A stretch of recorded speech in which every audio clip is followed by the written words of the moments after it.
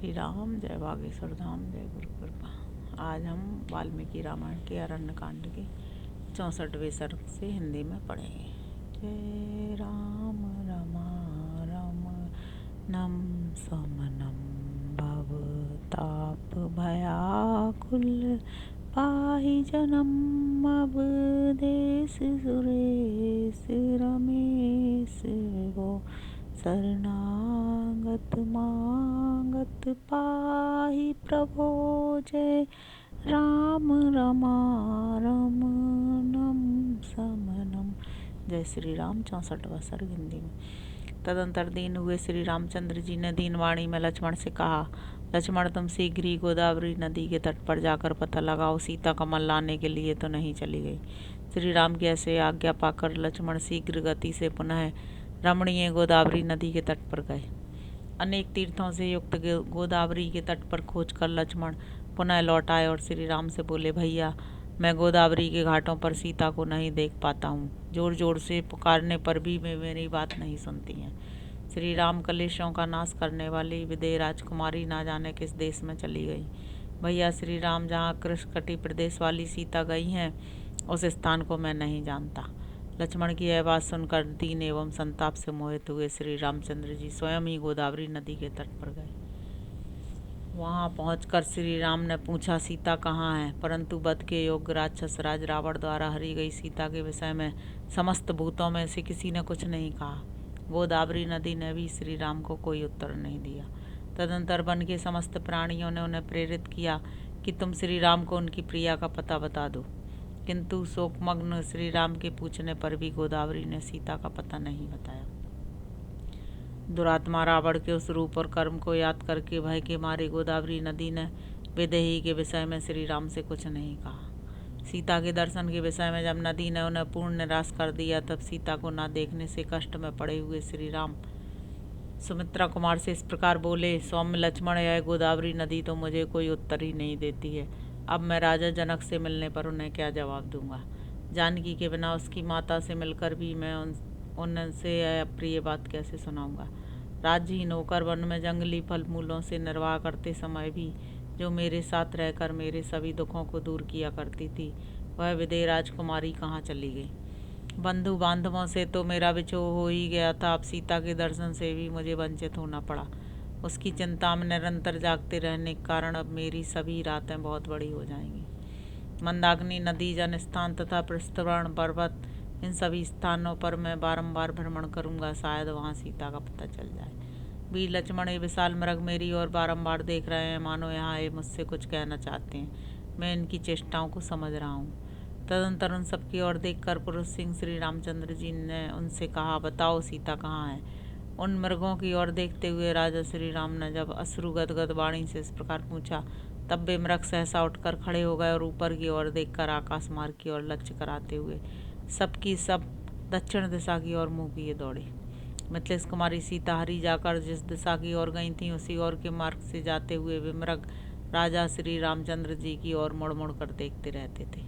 वे मृग आकाश मार्ग और भूमि दोनों की ओर देखते और गर्जना करते हुए पुनः आगे बढ़ते थे। लक्ष्मण ने उनकी इस चेष्टा को लक्ष्य किया। वे जो कुछ कहना चाहते थे उसका सार स्वरूप जो उनकी चेष्टा थी, उसे उन्होंने अच्छी तरह समझ लिया। तदंतर बुद्धिमान लक्ष्मण ने आर्त से होकर अपने बड़े भाई से इस प्रकार कहा, आर, जब आपने पूछा कि सीता कहाँ है, तब वे मृग सहसा उठकर खड़े हो गए और पृथ्वी तथा दक्षिण की और हमारा लक्ष्य कराने लगे हैं। अतएव यही अच्छा होगा कि हम लोग इस नैऋत्य दिशा की ओर चलें। संभव है इधर जाने से सीता का कोई समाचार मिल जाए अथवा आर्या सीता स्वयं ही दृष्टिगोचर हो जाए। तब बहुत अच्छा कहकर श्री रामचंद्र जी लक्ष्मण को साथ ले पृथ्वी की ओर ध्यान से देखते हुए दक्षिण दिशा की ओर चल दिए। वे दोनों भाई आपस में इसी प्रकार की बातें करते हुए ऐसे मार्ग पर जा पहुंचे जहाँ भूमि पर कुछ फूल गिरे दिखाई देते थे।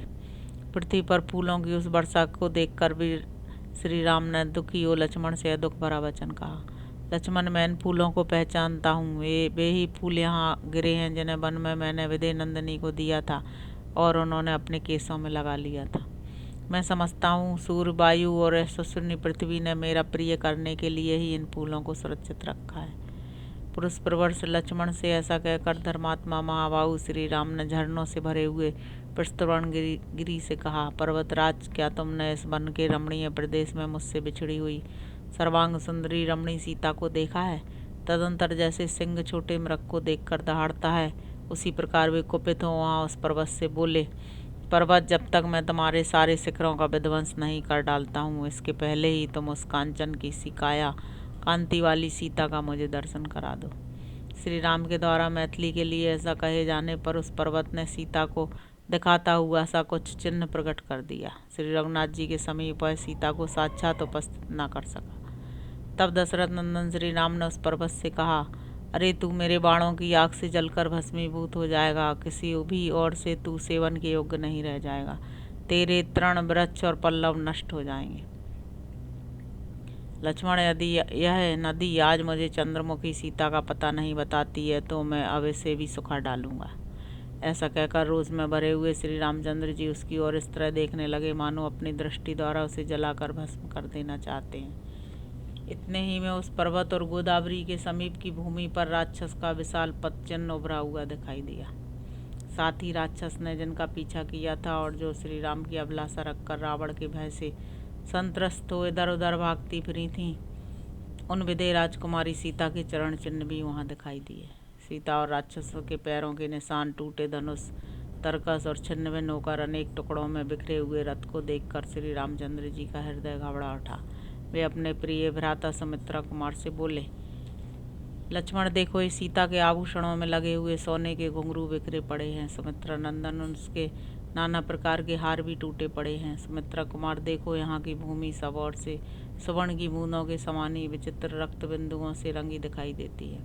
लक्ष्मण, मुझे तो ऐसा मालूम होता है कि इच्छानुसार रूप धारण करने वाले राक्षसों ने यहाँ सीता के टुकड़े टुकड़े करके उसे आपस में बांटा और खाया होगा। सुमित्रा नंदन, सीता के लिए परस्पर विवाद करने वाले दो राक्षसों में यहाँ घोर युद्ध भी हुआ है। सौम्य, तभी तो यहाँ यह मोती और मणियों से जटित एवं विभूषित किसी का अत्यंत सुंदर और विशाल धनुष खंडित होकर पृथ्वी पर पड़ा है। यह किसका धनुष हो सकता है? वत्स, पता नहीं यह राक्षसों का है या देवताओं का। यह प्रातःकाल के सूर्य की भांति प्रकाशित हो रहा है तथा इसमें वैदूर मणि के टुकड़े जरे हुए हैं। सौम्य, उधर पृथ्वी पर टूटा हुआ एक सोने का कवच पड़ा है, ना जाने वह किसका है। दिव्य मालाओं से सुशोभित यह 100 कमानियों वाला छत्र किसका है? इसका डंडा टूट गया है और यह धरती पर गिरा दिया गया है। इधर ये पिशाचों के समान मुख वाले भयंकर रूपधारी गधे मरे पड़े हैं। इनका शरीर बहुत ही विशाल रहा है। इन सब की छाती में सोने के कवच बंधे हैं। ये युद्ध में मारे गए जान पड़ते हैं, पता नहीं ये किसके थे तथा संग्राम में काम देने वाला यह किसका रथ पड़ा है। इसे किसी ने उल्टा गिराकर तोड़ डाला है। सम्रांगण में स्वामी को सूचित करने वाली ध्वजा भी इसमें लगी थी। यह तेजस्वी रथ प्रज्वलित अग्नि के समान दमक रहा है। ये भयंकर बाण जो यहाँ टुकड़े टुकड़े होकर बिखरे पड़े हैं किसके हैं? इनकी लंबाई और मोटाई रथ के धुरे के समान प्रतीत होती है। इनके फलभाग टूट गए हैं तथा ये सुवर्ण से विभूषित है। लक्ष्मण, देखो, उधर देखो, ये बाणों से भरे हुए 2 तरकस पड़े हैं जो नष्ट कर दिए गए हैं। यह किसका सारथी मरा पड़ा है जिसके हाथ में चाबुक और लगाम अभी तक मौजूद है? सौम्य, अवश्य किसी राक्षस का पदचिन्ह दिखाई देता है। इन अत्यंत क्रूर हृदय वाले कामरूपी राक्षसों के साथ मेरा बैर 100 गुना बढ़ गया है। देखो, यह बैर उनके प्राण लेकर ही शांत होगा। अवश्य तपस्विनी विदेह राजकुमारी हर ली गई, मृत्यु को प्राप्त हो गई अथवा राक्षसों ने उसे खा लिया। इस विशाल वन में हरी जाती हुई सीता की रक्षा धर्म भी नहीं कर रहा है। सौम्य लक्ष्मण, जब विदेह नंदिनी राक्षसों का ग्रास बन गई अथवा उनके द्वारा हर ली गई और कोई सहायक नहीं हुआ, तब इस जगत में कौन ऐसे पुरुष हैं जो मेरा प्रिय करने में समर्थ हो? लक्ष्मण, जो समस्त लोकों की सृष्टि, पालन और संहार करने वाले त्रिपुर विजय आदि शौर्य से संपन्न महेश्वर हैं, वे भी जब अपने करुणामय स्वभाव के कारण चुप बैठे रहते हैं तब सारे प्राणी उनके ऐश्वर को न जानने से उनका तिरस्कार करने लग जाते हैं। मैं लोकहित में तत्पर, युक्त चित्त, जितेंद्रिय तथा जीवों पर करुणा करने वाला हूँ। इसीलिए इंद्रादि देवेश्वर निश्चय ही मुझे निर्बल मान रहे हैं। लक्ष्मण, देखो तो सही है, दयालुता आदि गुण मेरे पास आकर दोष बन गया। जैसे प्रलय काल में उदित हुआ महान सूर्य चंद्रमा की ज्योत्सना का संहार करके प्रचंड तेज से प्रकाशित होता है, उसी प्रकार अब मेरा तेज आज ही समस्त प्राणियों तथा राक्षसों का अंत करने के लिए मेरे उन कोमल स्वभाव आदि गुणों को समेटकर प्रचंड रूप में प्रकाशित होगा, यह भी तुम देखो। लक्ष्मण, अब ना तो यक्ष, न गंधर्व, न पिशाच, न राक्षस, न किन्नर और न मनुष्य चैन से रहने पाएंगे। सुमित्रा नंदन, देखना थोड़ी ही देर में आकाश को मैं अपने चलाए हुए बाणों से भर दूंगा और 3 लोकों में विचरने वाले प्राणियों को हिलने डुलने भी ना दूंगा। ग्रहों की गति रुक जाएगी, चंद्रमा छिप जाएगा, अग्नि, मरुदगण तथा सूर्य का तेज नष्ट हो जाएगा, सब कुछ अंधकार से आच्छन्न हो जाएगा। पर्वतों के शिखर मत डाले जाएंगे, सारे जलाशय सूख जाएंगे, वृक्ष लता और गुल्म नष्ट हो जाएंगे और समुद्रों का भी नाश कर दिया जाएगा। इस तरह मैं सारी त्रिलोकी में ही काल की विनाश लीला आरंभ कर दूंगा। सुमित्रा नंदन, यदि देवेश्वर गण इस मुहूर्त में मुझे सीता देवी को सकुशल नहीं लौटा देंगे तो वे मेरा पराक्रम देखेंगे। लक्ष्मण, मेरे धनुष की प्रत्यंचा से छूटे हुए बाण समूहों द्वारा आकाश के ठसाठस भर जाने के कारण उसमें कोई प्राणी उड़ नहीं सकेंगे। सुमित्रा नंदन, देखो आज मेरे नाराजों से रौंदा जाकर यह सारा जगत व्याकुल और मर्यादा रहित हो जाएगा। यहाँ के मृग और पक्षी आदि प्राणी नष्ट एवं उद्भ्रांत हो जाएंगे। धनुष को कान तक खींचकर छोड़े गए मेरे बाणों को रोकना जीव जगत के लिए बहुत कठिन होगा। मैं सीता के लिए उन बाणों द्वारा इस जगत के समस्त पिशाचों और राक्षसों का संहार कर डालूंगा। रोष और अमरस पूर्वक छोड़े गए मेरे फल रहित दूरगामी बाणों का बल आज देवता लोग देखेंगे। मेरे क्रोध से त्रिलोकी का विनाश हो जाने पर न देवता रह जाएंगे, न दैत्य, न पिशाच रहने पाएंगे, न राक्षस।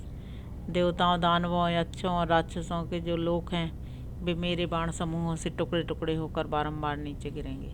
सुमित्रा नंदन, यदि देवेश्वर गण मेरी हरी या मरी हुई सीता को लाकर मुझे नहीं देंगे तो आज मैं अपने सहायकों की मार से इन 3 लोकों को मर्यादा से भ्रष्ट कर दूंगा। यदि वे मेरी प्रिया विदेह राजकुमारी को मुझे उसी रूप में वापस नहीं लौटाएंगे तो मैं चराचर प्राणियों सहित समस्त त्रिलोकी का नाश कर डालूंगा। जब तक सीता का दर्शन न होगा तब तक मैं अपने सहायकों से समस्त संसार को संतप्त करता रहूंगा। ऐसा कहकर श्री रामचंद्र जी के नेत्र क्रोध से लाल हो गए, होंठ फड़कने लगे। उन्होंने बलकल और मृगचर्म को अच्छी तरह कसकर अपने जटाभार को भी बांध लिया। उस समय क्रोध में भरकर उस तरह संहार के लिए उद्यत हुए भगवान श्री राम का शरीर पूर्व काल में त्रिपुर का संहार करने वाले रुद्र के समान प्रतीत होता था। उस समय लक्ष्मण के हाथ से धनुष लेकर श्री रामचंद्र जी ने उसे दृढ़तापूर्वक पकड़ लिया और एक विषधर सर्प के समान भयंकर और प्रज्वलित बाण लेकर उसे उस धनुष पर रखा। तत्पश्चात शत्रु नगरी पर विजय पाने वाले श्री राम प्रलयाग्नि के समान कुपित हो इस प्रकार बोले, लक्ष्मण, जैसे बुढ़ापा, जैसे मृत्यु, जैसे काल और जैसे विधाता सदा समस्त प्राणियों पर प्रहार करते हैं किंतु उन्हें कोई रोक नहीं पाता, उसी प्रकार निसंदेह क्रोध में भर जाने पर मेरा भी कोई निवारण नहीं कर सकता।